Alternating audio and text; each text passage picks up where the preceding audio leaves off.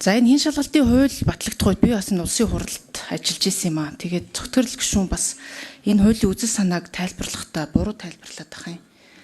Хэн шалгалтын төр хороо байгуулж байгаа гол учир шалтгаан энэ хууль дээр яагаад орж ирсэн гэхээр үндсэн хуулийн 28-ийн 2 буюу ерөөсөө л хуулийн хэрэгжил биелэлт болон нийтийн ашиг сонирхлыг хамарсан тодорхой нэг асуудлаар л одоо хэн шалгах жоохон шүдтэй арслантай болъё л гэдэг юм асуудал ш. Тэрнээс олонхийг хянах гэж цөөнхийн бүрдүүлдэг бүтэц биш байхгүй юу? Улсын хурлын хэн шалгалтын тухай хууль чинь өөрөө тодорхой чиглэлтэй. Та хуулийнхаа угаасаа зорилгыг нэг уншиж байгаа. Энэ юусоо олонхийг хянах гад цөөнхөд гаргаж өгдөг ийм механизм бол биш. Энэ улсын хурал өөрөө өөрийнхөө чиг үүргийг одоо хэрэгжүүлэхдээ хяналтын чиг үүргийг хэрэгжүүлэхэд л зориулсан засгийн газраа хуулийн хэрэгжилтэд тодорхой асуудал чи яаж ин гэдэг юм. Олон цөөхөн асуудал биш. За хоёрдугаар та ярианда бас энэ танилцуулгадаа дурдсан байна л да. Энэ олон улсын жишг байна. Хэн шалгах төр хорооны олонхыг бүрдүүлэхийн зэрэгцээ төр хорооны даргаыг олонхоо сонгож байгаа байдаг нь олон улсын жишг.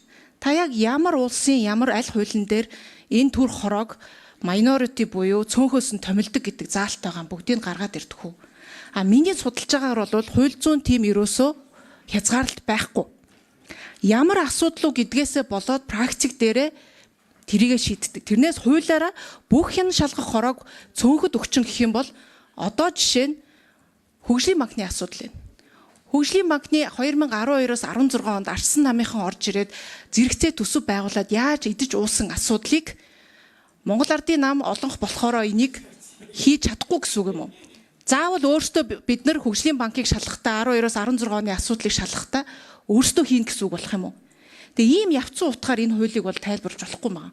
Энэ өөрөө хэн шалгах төр хороог нийтийн ашиг сонирхлыг хүндэж байгаа хуулийн хэрэгжил биелэлтэй холбоотой асуудал байгаа учраас энэ бол ерөөсөө зарчим заавал зөөнх байх ёстой гэсэн юм альч улсын хуулинд байхгүй байх гэж би бодож байна. Мэдээж сэдвэрээ ямар асуудал шалгах чинь гэдгээс хамаарат цөөнхөөс байх уу олонхоо байх уу тэр үедээ тэрийг бол шийддэг практик бол байж болох байх. Тэгэхээр та нэг судалгааны тоо баримт олон улсын жишг дурдлаа яг ямар улсын ямар хуулийн дээр байгаа тэрийг бас нэг хариулж өгөөч ээ. Цогцорол гишүүн. За номинчим гишүүн хуулийн хэрэгжилттэй холбоотойгоор улсын хурлын хэн шалгалтын тухай хууль байгаа гэж юм л да. Хууль өвчлж бичгээс гадна хуулийн цаана үзэл баримтлал гэж байдаг. Хуулийн үзэл баримтлалын хувьд ер нь энэ хууль тогтоох байгууллагаас гарч байгаа хуулийг гүйцэтгэх засаглал болоод хууль сахиулах байгууллагууд хэрэгжүүлж байгаа үйл ажиллагаа гэдэг чинь үзэл баримтлал үзэл санааны хувьд энэ өөрөө гүйцэтгэх засаглалыгаа илүү хийнэх гэдэг тал руу агуулга байна. Гэт яг одоо энэ би түрүүн хэллээ энэ тухайн үед мөнгө сайхан доктор ахлаад улсын хурлын тамгын газар парламентын судалгааны хүрээлэнгээс энэ зузаан баримт бичиг гаргаад үндсэн хуулийн үзэл баримтлал ба хэний шалгах төр хороо гэдэг энэ баримт бичиг гаргасан дээр жишээ нь саяны жишээнүүдийг бүгдийг нь дурдсан. За жишээ нь одоо зарим ингээд тусгаалсан зүйлүүд дээр Германы Бундестагт Францын одоо бүр үндсэн хуулийн заалтанд яг энэ үзэл санааг одоо ингээд бичсэн байгаа гэдэг энэ бүр өгчлөл нэлээд урт өгүүлбэрүүд байна л да. Жишээ нь одоо ингээд яг энэ бол манай парламентын судалгааны хүрээлэнгийн баримт бичигт бүр огноогийн хэлбэл 21 оны 3 сарын 25-нд гаргаж өгсөн үзэл баримтлалын түвшний судалгааны бичгүүд жишээ нь энэ асар зузаан баримт бичгүүдийг гаргаж өгсөн. Тэгэхээр эндээс юу гэж хэлэх чинь нөхөр хуулийн мэдээж хуулийн хэрэгжилтийг л хянах гэж байгаа. Хуулийн хэрэгжилтийг хянахад хэрэгжүүлэхэд олонх цөөнх гэж байхгүй гэж хуулийн дээр мэдээж зөвхөн цөөнх хийнэ гэсэн үгүүдэр байхгүй нь тодорхой. Тэгвэл үзэл баримтлалын төвшөнд энэ асуудлыг энэ олон улсын парламентын жишгээр ингэж үздэг юм байна шүү. Энэ дээр энэ та сонирхол энэ тухайн үеийн баримт бичгийг энэ танд өгж болж байна. За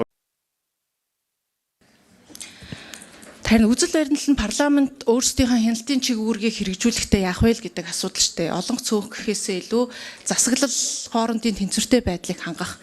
Тэгээ засаглал чинь 4 жилдээ солигдох боломжтой яах ч боломжтой. Тэгээ нийтийн ашиг сонирхлыг хүндсэн эсвэл хуулийн хэрэгжилт 4 жилээр угаасаа хэмжигдэн зөвхөн тэр үедээ төр хороо байгуулна гэсэн асуудал байхгүй байх. Тэрийг таачсан мэдж байгаа шүү дээ. Тэгэхээр угаасаа хуулиараа энэ асуудлыг зөвхөн цөөнхөд дарлах ёстой гэдээ өгч чинь өөрөө гажууд л үүсгэнэ. Тэгээ та нэг олон улсын судалгаа ярьж байна. Би яг тантай зэрэгцээд ChatGPT-гээс асуулаа. Францад яг ийм хэн шалгах төр хороог заавал цөөнхийнх нь дарлах ёстой хууль байна уу гэдээ асуусан чи тийм юм байхгүй л гэж байна. Тэгэхээр олон улсын судалгаа жишээ ингээ дурдахтай наривчилж нөгөө чөтгөр деталь гэдэг шиг зүгээр ийм байна гэ ерөнхий дурдахш наривчсан юмыг харж яж ихгүй бол ингээ ерөнхийдөө олон улсын жишг гингүүтээ ийм юм руу бити бас яваач. Яг нь сэдвээс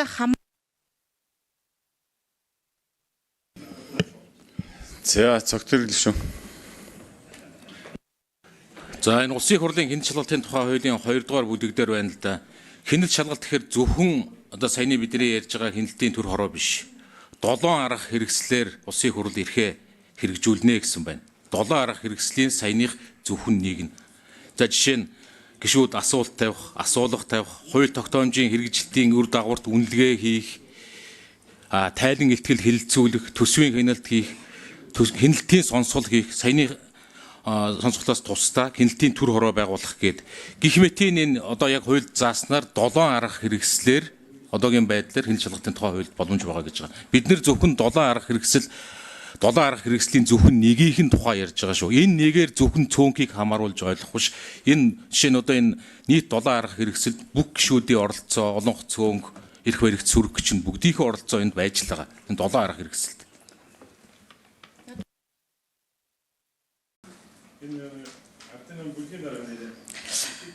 За 7 арга хэмжээ байгаа. Гэхдээ та бүхний хууль бол яг энэ хэн шалгах төр хороотой холбоотой орж ирсэн.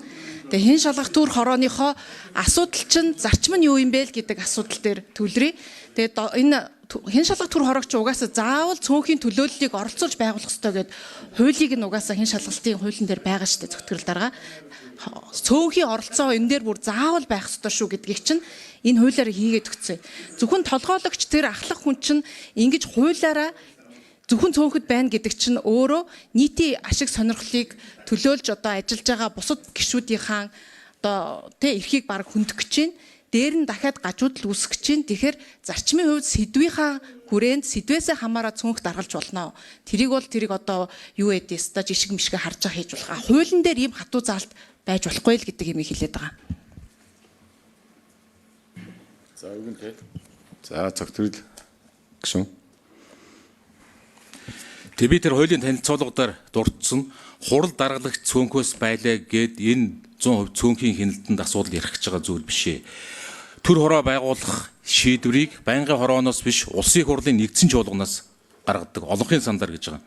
Тэгэхээр тэндээс тэр төр хорооны бүрэлдэхүүн хэдэн гишүүнтэй байх ямар асуудал байх уу гэдгийг нэгдсэн чуулганаар гаргаж байгаа болохоор тэр төр хорооны бүрэлдэхүүн жишээ нь тэн дотор олонх цөөнх төр хороо байгуулахдаа олонх гишүүд нь олонхоос байж болно. Төр хорооч нь өөрөө олонх цөөнхөөрөө шийдвэрээ гаргах чинь. Тэгэхээр олонхын бас оролцоо хяналт тэнд байдгаараа байж лээ. Олонхын оролцоо. Ягаад гэвэл нэгдсэн чуулганаас хэдэн гишүүнтэй байх, хэн байхыг нэгдсэн чуулганаас баталж өгнө нэг. Тэгэхээр энэ олонхын оролцоогүй хяналтын тухай яриа ерөөсөө биш. Олонхын оролцоо хяналтанд өөр асуудал явагдана. Зөвхөн даргалагчийн тухай яриа л гэж. За